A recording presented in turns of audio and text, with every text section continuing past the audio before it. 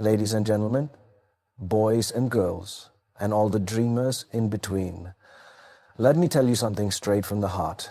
Not the six-pack one from Om Shanti Om, but the real one that gets broken, healed, and still dares to beat louder every single day. You are already enough. You just forgot. And that's okay. Because this world, in all its noise and neon lights, has a way of making you forget. From the moment you're born, someone is always trying to tell you who you should be. Be taller, be smarter, be quieter, be louder, be anything but who you actually are. And over time, you start to believe them. You begin to shrink yourself to fit into boxes you were never meant for. You start editing your own story, cutting out the parts that make you, you. The awkward laugh, the loud dreams, the unpolished ambition. Let me tell you something. It's straight from the heart. When I came to Mumbai, I had nothing. No connections, no glamorous last name, no backup plan. Just a lot of broken Hindi, too much energy, and a suitcase full of second-hand clothes and first-class dreams. And yet, I stood there at the edge of the city that chews people up for breakfast and told myself, "Tu kar lega." Not because I was special, but because I refused to believe I wasn't enough.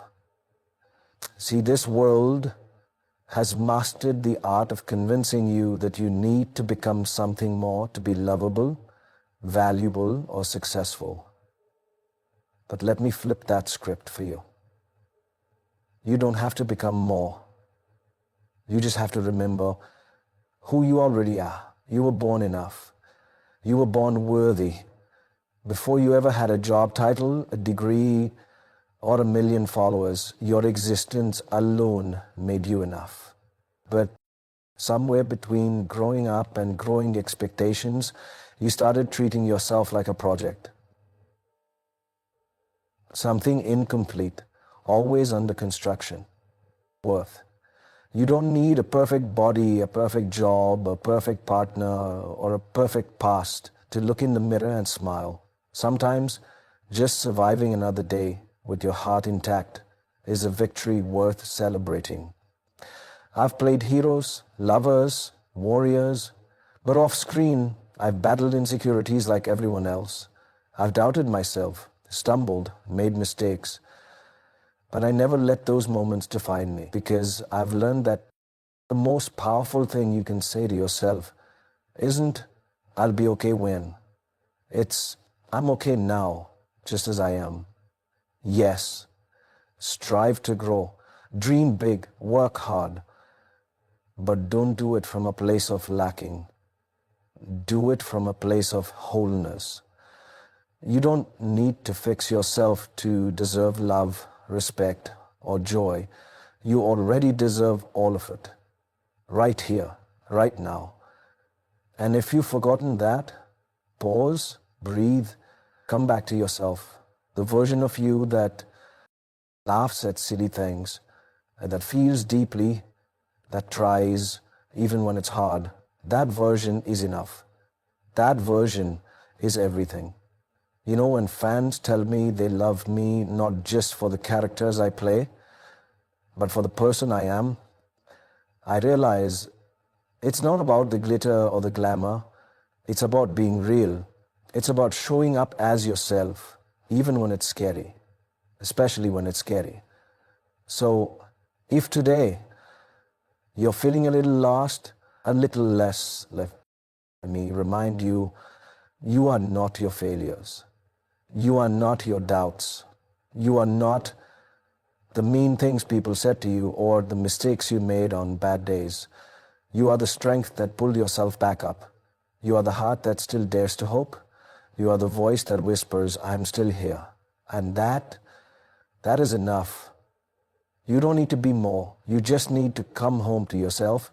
You just need to remember what the world made you forget.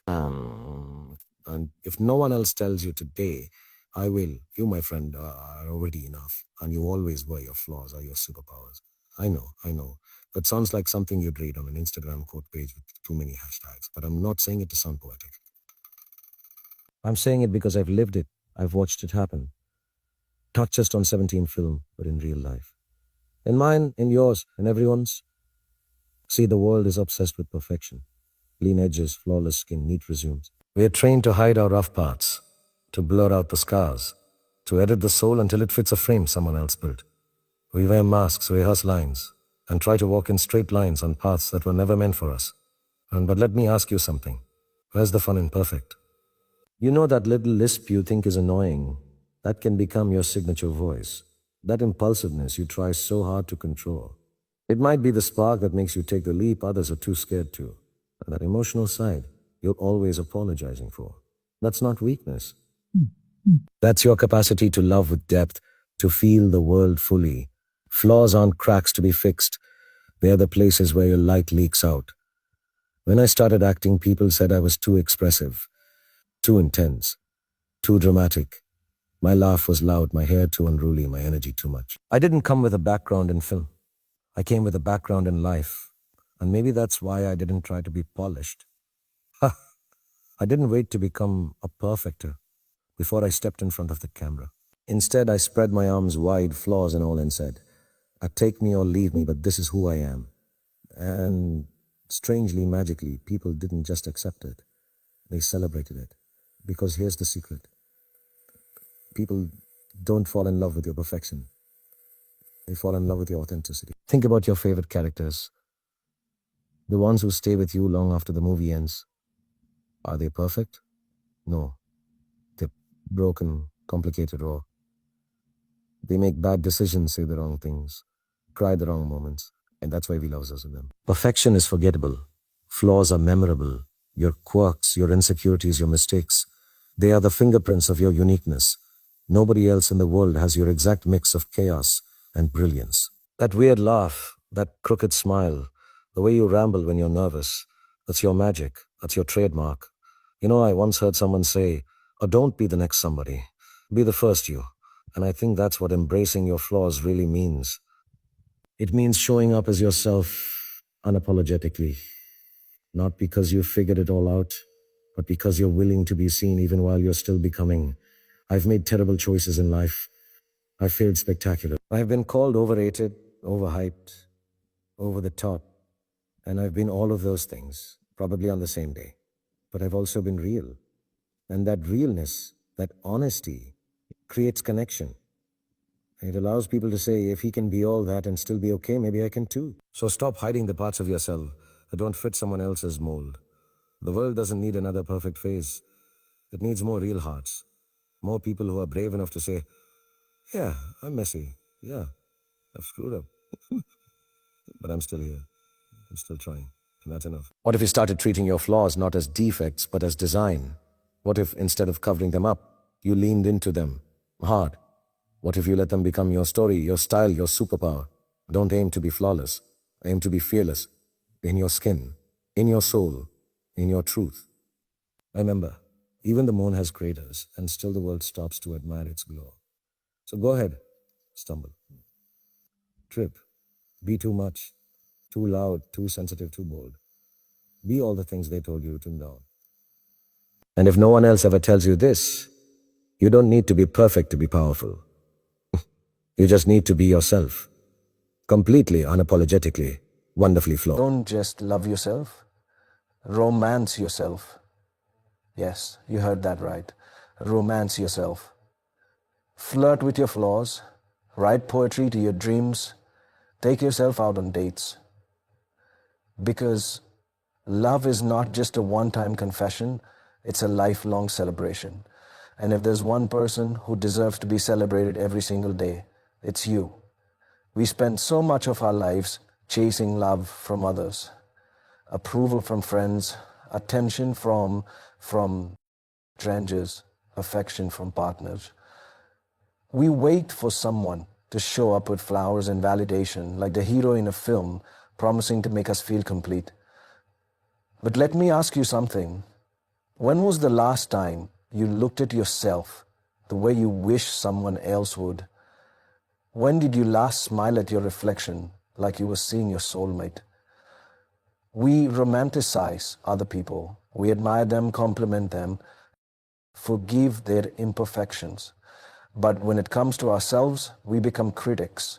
We zoom in on every flaw, replay every mistake, and withhold every ounce of softness. What if you stop doing that?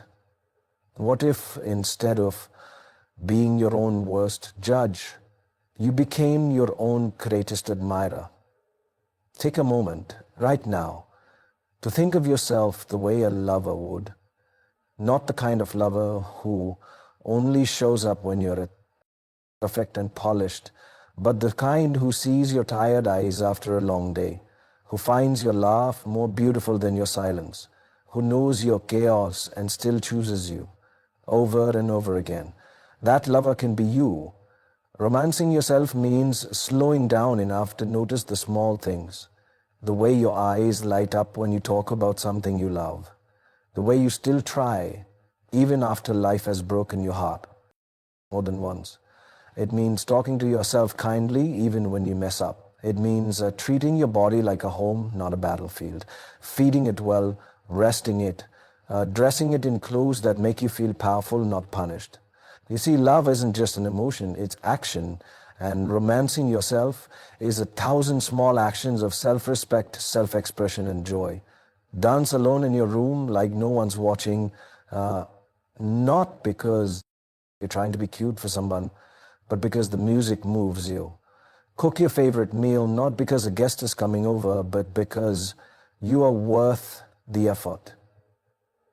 Light candles, read poetry, walk barefoot in the grass, stare at the stars and make wishes like a hopeless romantic, even if no one's there to see it, especially when no one's there to see it.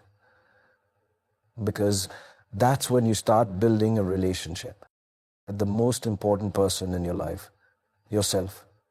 Romancing yourself also means patience. It means giving yourself the same grace you give people you love.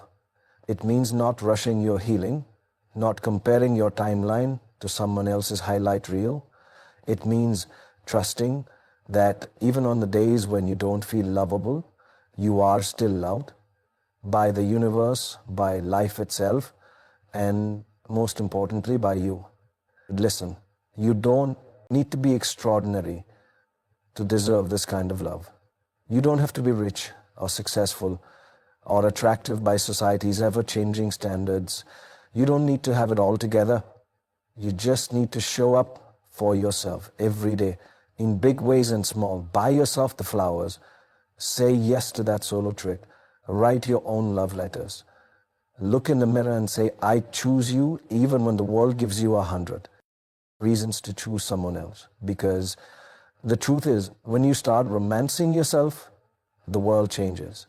You stop chasing people who don't see your worth. You stop begging for crumbs when you've already baked the cake. You start attracting relationships that reflect the love you've already given to yourself.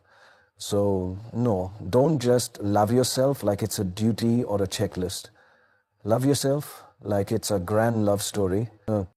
Music and drama and passion, with all the poetic monologues and cheesy lines.